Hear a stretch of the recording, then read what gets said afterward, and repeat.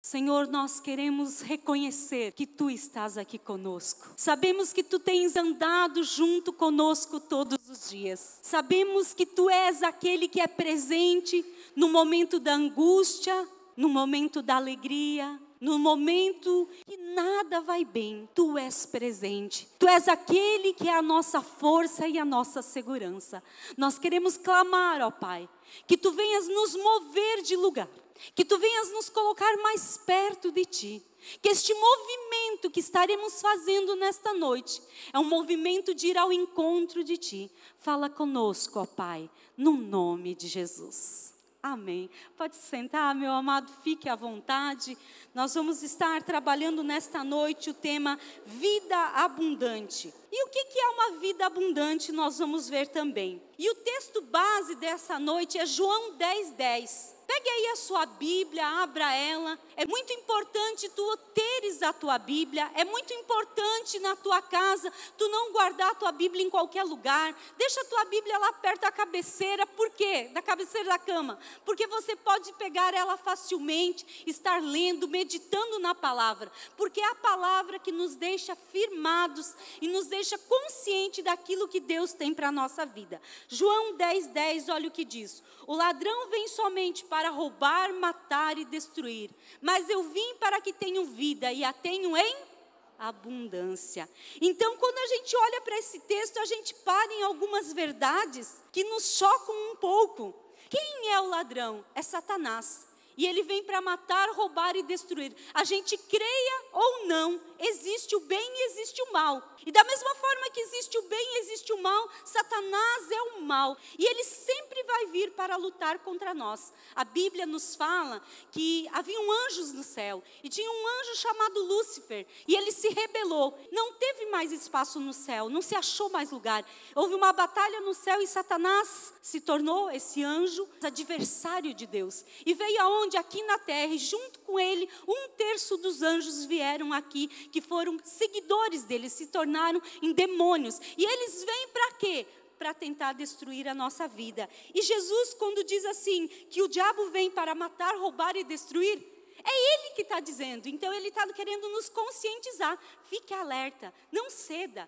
Ande, seja esperto, olha o que está acontecendo contigo, olha o que está acontecendo ao redor. Ele sempre vai tentar contra a sua vida. E aqui diz o texto no que se segue. E eu vim para que tenham vida e a tenham em abundância. O que é uma vida abundante? É uma vida plena, é uma vida que transborda para os lados, é uma vida feliz. Aquela que todos os filmes contam e que todo mundo sonha. Você lembra do primeiro filme que você sonhou? Ou que você assistiu e sonhou com ele? Não sei quantas que estão aqui, mas sonharam com o filme Bela Adormecida. Quem é dessa época? Assistiu o filme Bela Adormecida? Isso, são os mais velhos, tá?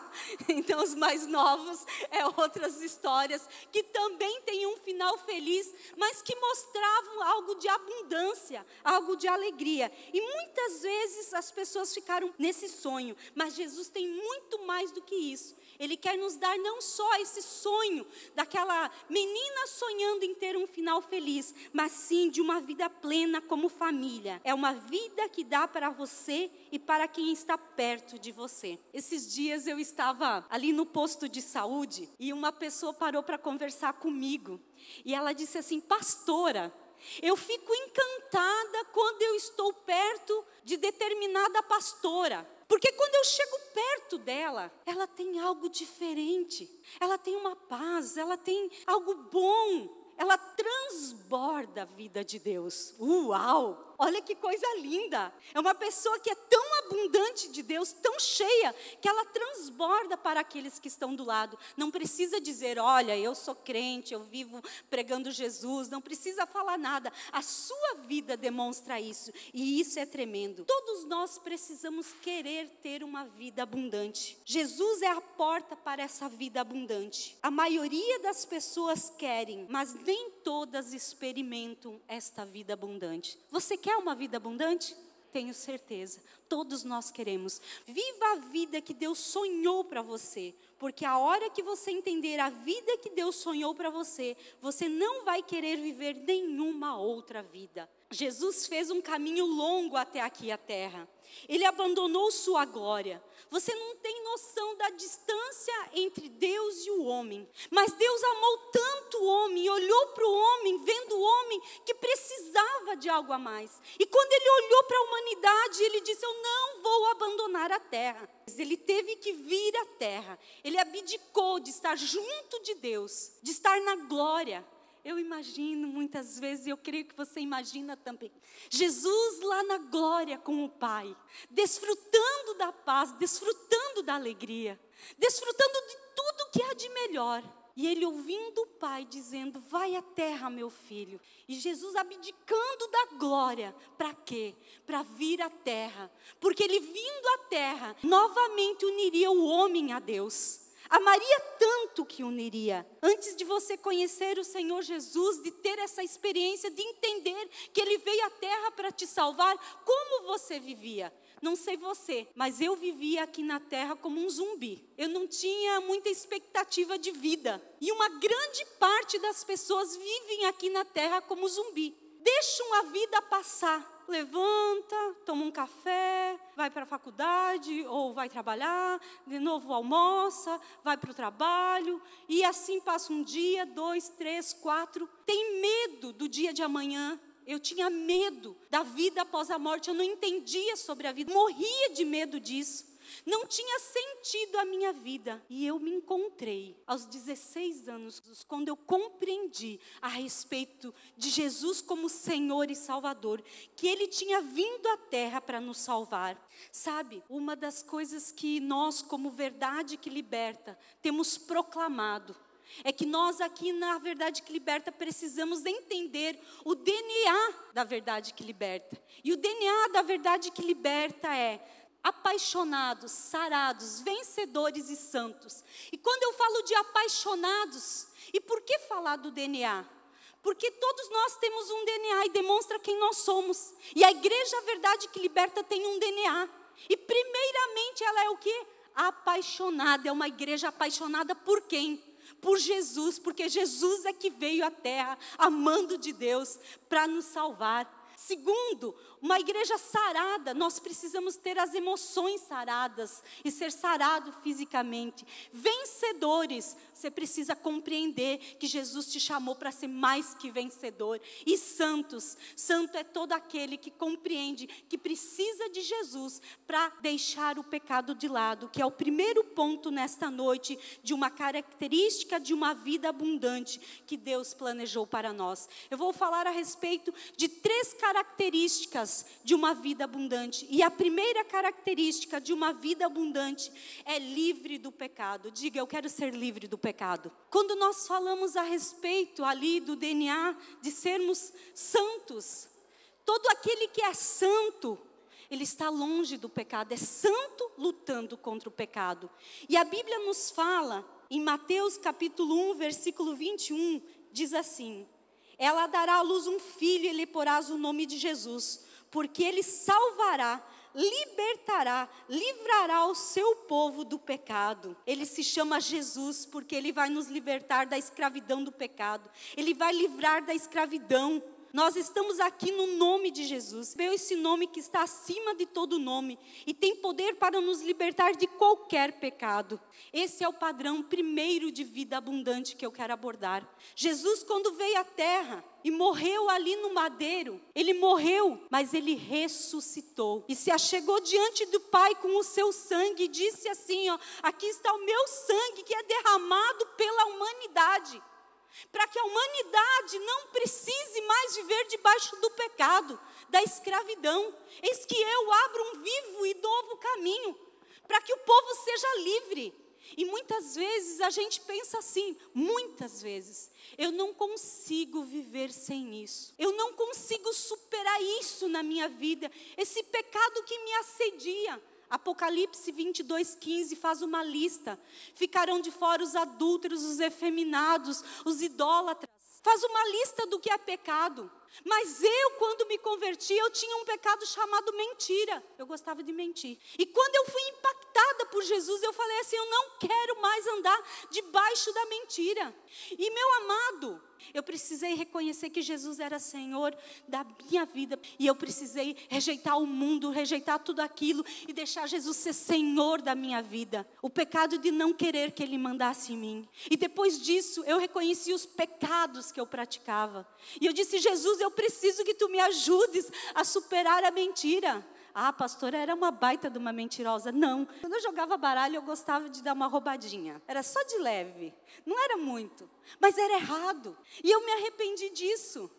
E eu me arrependi de outras coisas. E a Bíblia diz que nós precisamos reconhecer aquilo que nós fizemos, que não é bom. Aquilo que nós praticamos, que se chama pecado, e dizer, Jesus, olha, eu pequei em tal área da minha vida, eu te peço perdão. Eu não quero mais viver desse jeito. Sabe por quê? Porque quem quer qualidade de vida, não tem como andar junto, atrelado com o pecado. Ah, mas o pecado é aquele que bate a porta. Não quer dizer que todo dia você está fazendo. Você que aceitou Jesus é um santo lutando contra o pecado. E você precisa lutar. E quando o pecado bate a porta, você precisa dizer, Jesus, me dá a força para superar isso. Amém? Você sabe qual área da tua vida tu é acossado.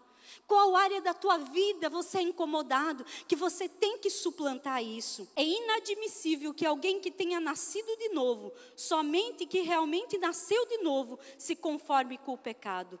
Não pode ser normal, deve ser uma ocorrência, só de vez em quando. Romanos 6,14 nos diz assim, porque o pecado não terá domínio sobre vós. Quem é escravo não pode dizer não, mas você que já foi liberto, diga não ao pecado, não aos vícios, não àquilo que não é bom, e sim a tudo aquilo que é de Jesus. Por quê? Porque o pecado faz separação entre nós e o nosso Deus. Quando eu tinha uns 14 anos, uma família veio lá em casa, um senhor veio e pediu uma peça de um dos caminhões da nossa família para entregar porque ele precisava. E o meu pai, nessa época, estava junto com a minha mãe, eles estavam tentando reconstruir.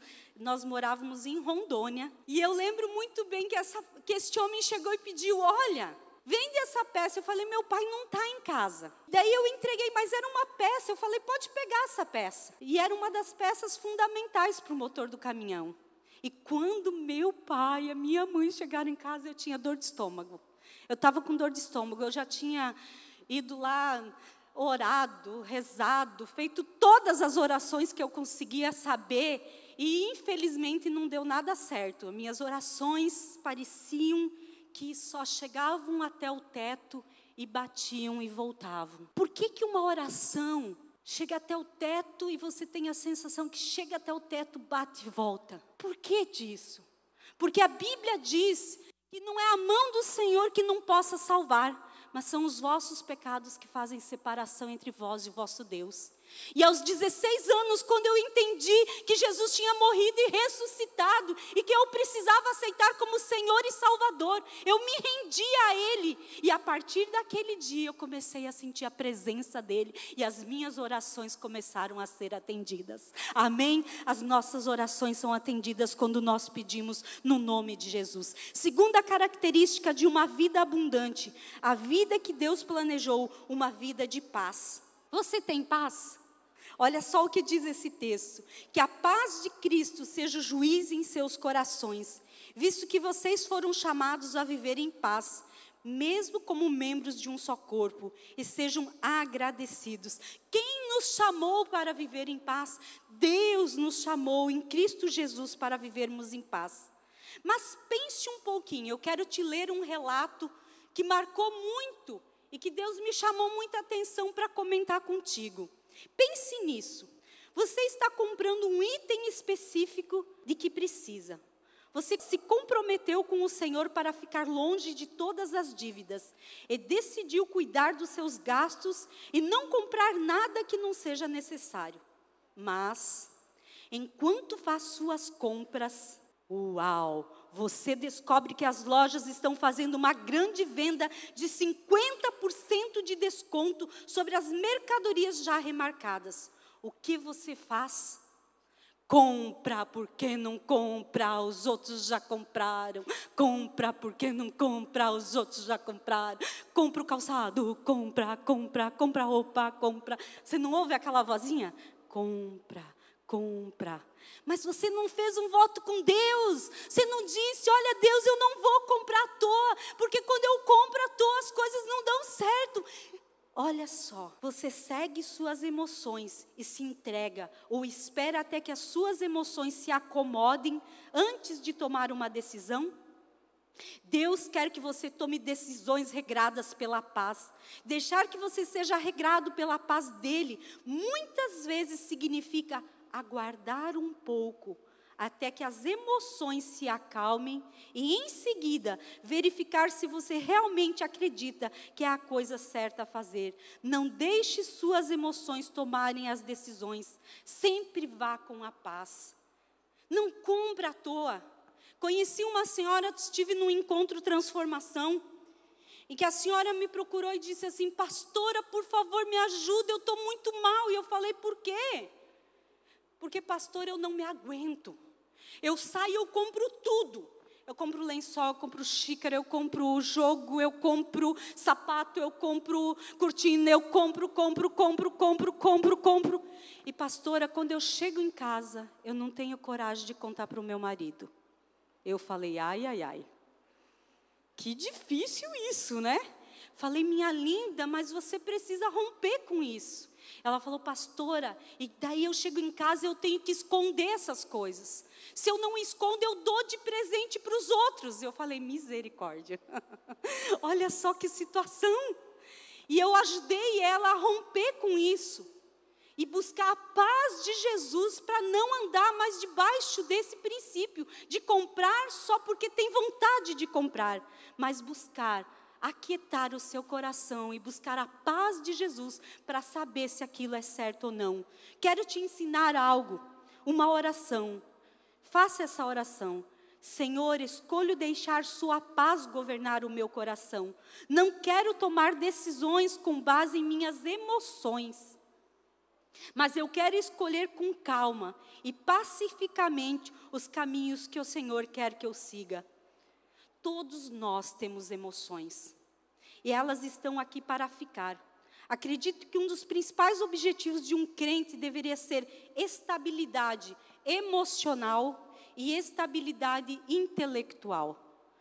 Diga após mim, estabilidade emocional e estabilidade intelectual. Sabe, muitas vezes nós não temos estabilidade intelectual e nem emocional. Estabilidade mental, intelectual, significa ter pensamentos e sentimentos positivos sobre você mesmo. O que você anda pensando? Deus me chamou muita atenção sobre isso. Que muitos que estariam aqui e que muitos que estão aí fora são assediados na sua mente com pensamentos negativos, pensamentos de raiva, de ódio, de discórdia, pensamentos que não são pensamentos bons, pensamentos de derrota. A nossa mente, amados, é como uma terra virgem. Quantos aqui já fizeram trilha? O que é uma trilha? Tem um determinado caminho que fica um lugar mais marcado, porque as pessoas estão pisando sempre naquele mesmo lugar. Fica uma trilha, e a pessoa quando vai andar naquele terreno, ela anda pelo aquele trilho. Assim é na nossa mente. Quando nós temos costume de pensar o que é ruim, um trilho forte de pensamentos ruins ficam tomando conta da nossa mente. E a gente não consegue, muitas vezes, superar esses pensamentos. Mas nesta noite, em nome de Jesus, você vai superar isso na sua vida. Você vai parar de pensar pensamentos ruins. Como é que a gente vai fazer? De hoje em diante eu vou perceber, esses pensamentos são ruins. São pensamentos de derrota, de mau humor, de briga, de intriga. Eu não quero mais pensar desse jeito. Eu vou vencer na mente. Hoje colocar um novo trilho. Daqui para frente a minha vida vai ser diferente. Em Cristo Jesus eu sou mais que vencedor e os meus pensamentos serão pensamentos de vitória, de felicidade, de vencedor em nome de Jesus. Também a questão emocional, estabilidade emocional é uma conquista, um patrimônio sem medida. Esse estado de espírito elimina o entra e sai da tristeza e da alegria, do temor e da coragem. Nós precisamos de estabilidade emocional. E como é que nós vamos ter estabilidade emocional? Nós vamos ter estabilidade emocional colocando Jesus no lugar que Ele precisa estar, no vazio do nosso coração. E resolvendo as coisas do passado que não estão bem resolvidas na nossa vida. Tem coisas que não são boas da nossa vida, do nosso passado, e que nós precisamos dar um basta, chega. Chega de pensar no adultério que um dia aconteceu lá com o marido. Chega de pensar na briga que teve lá com a irmã. Chega de viver baseado no passado. Trace um novo de Deus para a sua vida, meu amado. Deus tem planos de vida abundante, mas você precisa ser sarado emocionalmente. Não sei da história tua do passado. Não deu nada certo, meu casamento não deu certo, meu filho morreu, perdi tudo que eu tinha de dinheiro, tive problemas, mas eu não devo mais ficar pautado nos problemas. Vou chegar diante da cruz de Jesus. Jesus, o meu passado não foi bom. Tem coisas que são mal resolvidas, que não estão resolvidas no meu coração. Jesus, eu quero colocar diante de Ti, quero Te pedir, me dá a Tua força para superar. Eu quero viver com saúde emocional, eu quero ser uma pessoa feliz, eu quero ser uma pessoa diferente. Eu não quero mais viver pautado naquilo que não é bom. Eu quero que a Tua paz, que excede o entendimento humano, guarde o meu coração e as minhas decisões a partir de hoje sejam pautadas em Ti. Amém, meu amado?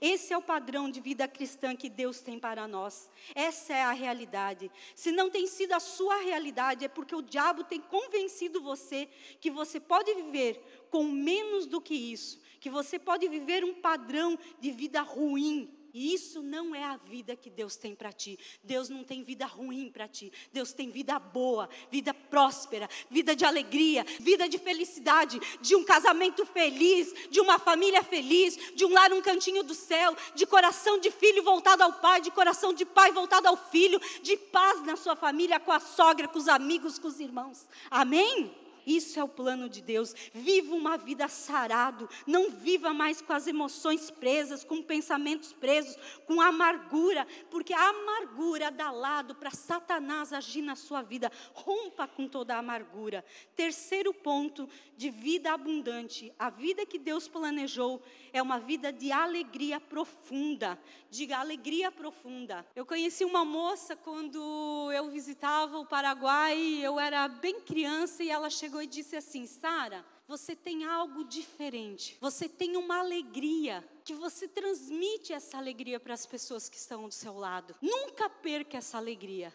E por uma fase da minha vida na adolescência, isso foi difícil superar, a separação do meu pai e da minha mãe. E eu tive uma fase muito difícil, em que a alegria não era tão viva em mim. Mas quando eu tive experiência com Jesus, essa alegria voltou à toda. Voltou a toda, porque quem é a minha alegria é Jesus. Quem faz com que eu consiga ver as coisas diferentes é Jesus. Quem vai fazer com que você olhe as coisas de um jeito diferente é Jesus. Quem vai fazer com que a alegria venha na sua vida é Jesus. Sabe, tem um texto que está lá escrito em Abacuque 3,18, que diz assim: ainda assim eu exultarei no Senhor e me alegrarei no Deus da minha salvação. Quem é Abacuque? É um dos profetas que passava um momento dificílimo na vida, mas a alegria dele era quem? Era Deus. O que está sendo a tua alegria? Uma casa, um carro, bens, filhos, maridos. Isso é muito bom, mas isso não é tudo.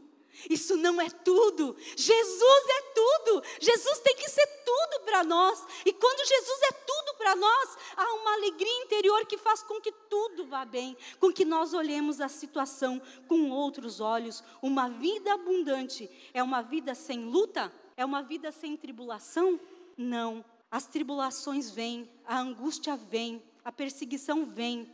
Mas no meio da tribulação eu sou mais que vencedor. No meio da angústia eu sou mais que vencedor. A vida de um cristão, a vida cristã abundante, não é viver sem lutas, mas sim vencê-las. Vou repetir. A vida cristã abundante não é viver sem lutas, mas sim vencê-las. E primeiro se vence na mente. com Jesus cuidando da tua mente. Depois se vence no coração e depois se vence aqui na terra. Porque como nós colocamos a nossa mente, o nosso coração em Cristo, Ele nos dá a força para suplantar e nós vivermos uma vida de alegria. Essa é a vida que Deus tem para você. É uma vida de Deus para nós. E é claro que o Senhor vai nos suprir. E é claro que Ele é o nosso pastor. E nada vai nos faltar. Nada vai nos faltar. Esses dias eu estava com a minha cunhada. Ela perdeu uma filha com 18 anos e eu estava com ela, e eu me alegrei muito, até falei para o meu esposo, que eu me alegrei demais ao ver ela feliz, mesmo passando por uma luta tão grande da perda, ver ela feliz lá no sítio dela, comprou um sítio, aquilo nos mostrava as coisas e falava e cantarolava, e uma alegria havia dentro dela, mas quem pode nos deixar feliz, quem pode nos deixar alegre é o Senhor. Não tem quem pode nos deixar feliz. Não tem coisas no mundo que podem nos deixar feliz como o nosso Deus. Fique um pouquinho de pé, meu amado. Jesus veio para que nós tivéssemos vida e vida em abundância. Porém, para nós obtermos essa vida, irá depender muito mais de nós do que do Senhor. Pois o que Ele tinha para fazer, Ele já fez. Ele fez a parte dele. Agora depende de nós fazermos a nossa parte. Se você está disposto a fazer essa parte, a sua parte, decida-se hoje, nesta noite, a romper com tudo aquilo que está te prendendo. O que está te prendendo? É o pecado? O que está te prendendo? É a tristeza? O que está te prendendo? É o teu passado, as tuas emoções que ficaram atreladas ao teu passado? O que está te prendendo? É a tua mente que te segura em coisas ruins e tu não consegue olhar com os olhos do Senhor a nova situação? Fecha um pouquinho os teus olhos. Se você quiser, se coloque diante do Senhor, o Rei dos Reis, o Senhor dos Senhores, o Deus Todo-Poderoso que pode mudar a história. Ele é o Deus que te criou. É o mesmo Deus que te criou, é o Deus que pode te mudar. Coloca teus pensamentos nesta noite. Quantos pensamentos ruins têm assediado a tua mente? Quantos pensamentos de morte, de destruição, de tristeza, te aprisionam? Entrega diante da cruz. Quantas coisas mal resolvidas, quanta falta de perdão, quanta mágoa, e até tristeza com Deus, por entes queridos terem sido levados. Coloca diante do Senhor nesta noite. Entrega para Jesus toda esta dor. Entrega para Jesus todo esse sentimento tão ruim que tem assediado a tua vida até hoje. Diga para Jesus: eu não quero, Jesus, mais viver desse jeito. Eu sei que Tu estás aqui, Jesus, e eu quero que não só Tu estejas aqui do meu lado, mas eu quero que Tu te faças presente no interior do meu coração. Eu quero que Tu venhas conduzir a minha vida numa nova história. Entrega todos esses pesos. O Senhor me mostra pessoas que andam com fardos nas costas, magoados, feridos, com dores, com enfermidades por causa da mágoa. Coloca isso diante do Senhor. Esta é uma noite onde Deus quer mudar a sua história, onde o Senhor quer te dar vida abundante, para você sentir essa vida abundante, a começar em ti, para transbordar para a tua família. E você pode dizer: a começar em mim, Deus fez a obra. Eu não quero mais, Senhor, ser igual. Eu quero, Senhor, ser marcado pela Tua presença. Eu sei, Senhor, que Tu estás aqui. E eu não quero mais viver a vida sem entender o que significa a vida. É só um tempo que nós temos aqui na terra. e logo ele passará. Pai, fala com cada um aqui de uma forma especial. Eu sei que tu estás aqui, Senhor. Toca corações na intimidade. Tira pesos, tira fardos, tira ódios. Derrama uma nova unção, Pai. Derrama uma nova unção, Pai. Oh, aleluia. Meu amado, olha aqui um pouquinho para mim. Eu estava vendo uma história que marcou muito a minha vida. A história de um senhor que trabalhava numa ferrovia. E esse senhor, ele era responsável por toda a ferrovia. E ele cuidava daqueles trilhos de trem. E certo dia ele saiu passear com seu filho. E enquanto eles caminhavam, o filho olhou e disse: pai, olha lá ao longe, está vindo o trem, ele está vindo pelo trilho errado. E o pai saiu correndo para mexer nos trilhos, lá dentro, nos equipamentos. E o filho vendo isso, ele saiu correndo e falou assim: o pai não vai conseguir mexer em todos os trilhos a tempo, e eu vou lá, porque senão o pai não vai conseguir abaixar, vai ter que ser com a mão, e eu vou abaixar, a ponte vai descer e o trem vai passar. E aquele filho, na hora que foi fazer aquele movimento para baixar aquela ponte, ele caiu entre as ferragens da ponte. E o pai teve que fazer uma escolha.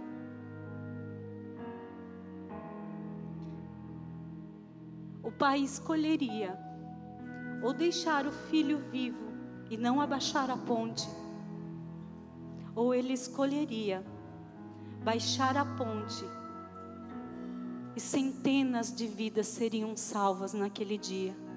Mas centenas de vidas que iam passar por aquela ponte e que nem sequer iam reconhecer que ali alguém morreu para que elas pudessem passar. Iam seguir suas vidas como se nada estivesse acontecendo. Sabe, meu amado, aquele trem passou e aquele pai voltou e chorou profundamente a perda do seu filho. E isso me leva a fazer uma reflexão a respeito do que o pai, o nosso pai, fez. O nosso pai tinha Jesus junto consigo, mas ele amou a humanidade, ele viu a humanidade perdida, e ele manda seu filho à terra, e manda seu filho morrer por mim e por você, porque é pessoal, para que se abra um novo e vivo caminho. E Jesus vem e morre por nós. Jesus veio e morreu por mim, veio e morreu por você. Jesus, que é o autor da morte, é o autor da vida, ele morreu no meu e no seu lugar. E eu preciso te perguntar: você já reconheceu a Jesus como Senhor e Salvador da sua vida? Fecha um pouquinho os teus olhos. Pare e reflita um pouquinho. Como tu estás levando a tua vida? Talvez tu estás levando a tua vida como aquelas pessoas do trem, que nem sabiam o que estava acontecendo, que nem se importaram com aquilo. Hoje Jesus te chama para marcar a tua história, um encontro genuíno contigo. Talvez você nunca disse: sim, eu quero declarar que Jesus é Senhor e Salvador da minha vida. E nesta noite eu quero te convidar a fazer essa declaração.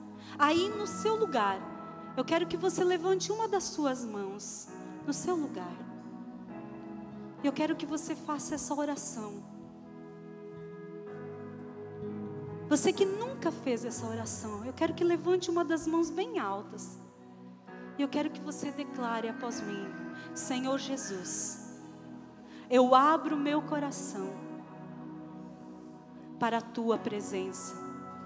Eu quero te reconhecer como meu Senhor e meu Salvador. Eu reconheço, Jesus, que tu morreu na cruz para me salvar.